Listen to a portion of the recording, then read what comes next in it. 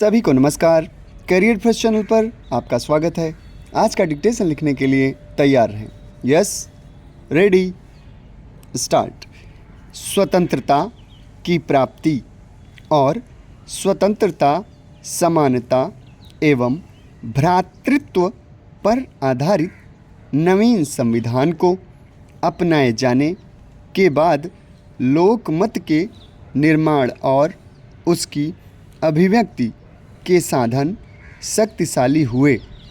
प्रारंभ में स्वस्थ लोकमत के निर्माण में निरक्षरता, जनता की भाग्यवादी प्रवृत्ति, जातिवादी और संप्रदायवादी सोच तथा भीषण निर्धनता और तीव्र आर्थिक असमानता बाधाएं बनकर खड़ी रहीं। फिर भी परतंत्रता के दुष्प्रभावों को हमने एक बड़ी सीमा तक समाप्त कर दिया है। निरक्षरता और निर्धनता पर विजय मिलते ही भारत की जनता पश्चिमी देशों के समान जागरूक हो जाएगी। कई प्रदेशों की जनता जाति और क्षेत्रीय भावना से ऊपर उठकर राष्ट्रीय दलों को ही महत्व दे रही है। सन 2004 के चुनाव में पहली बार संपूर्ण राष्ट्र की जनता ने इलेक्ट्रॉनिक वोटिंग मशीन का प्रयोग कर मतदान किया। अभी कई विकसित देशों में भी यह प्रणाली नहीं अपनाई गई है। इन देशों के पत्रकारों एवं शोधकर्ताओं ने कौतूहल पूर्वक भारतीय जनता की जागरूकता को देखा। जम्मू कश्मीर के चुनाव में विदेशी प्रेक्षकों ने आकर भारत की निष्पक्ष चुनाव प्रणाली को देखा।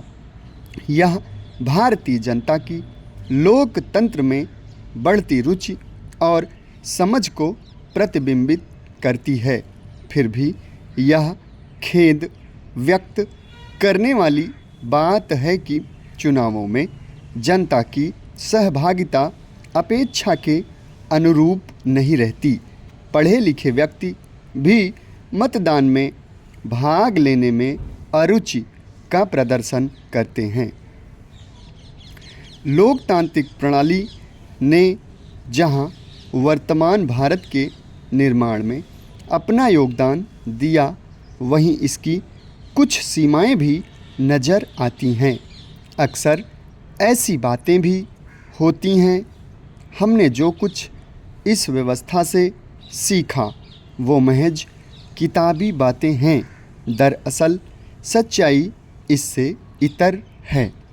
ऐसे विचारों के पीछे निश्चित तौर पर कुछ एक ऐसी कमियां हैं जो कि इन्हें बल देती हैं।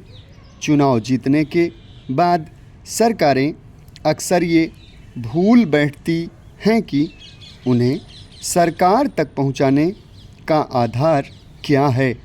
सवाल उठता है कि स्वतंत्रता के नाम पर क्या हमने स्वच्छंदता और उद्दंडता भी नहीं सीखी है। भारत दुनिया का सबसे बड़ा लोकतांत्रिक देश है, तो शासन प्रणाली में उतनी उलझनें भी हैं। यही नहीं, कुछ हद तक सांप्रदायिकता, जातिवाद, भाषावाद, क्षेत्रीयता जैसी विभाजनकारी वैचारिक स्थितियों के लिए भी यह व्यवस्था कुछ हद तक जिम्मेदार है। इससे इनकार नहीं किया जा सकता। जाति और संप्रदाय के आधार पर जब मतों का निर्धारण होगा और उसी आधार पर चुनी हुई सरकारें बनेंगी, तो इनसे दूर जा पाना किसी के लिए संभव नहीं होगा।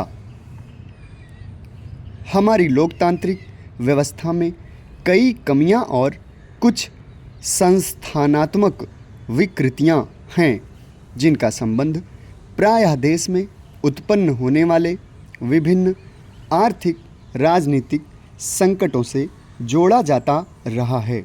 किंतु कतिपय संकटों के निवारण की कसौटी लोकतांत्रिक व्यवस्था न होकर हमारा नेतृत्व वर्ग ही है। समाप्त। धन्यवाद।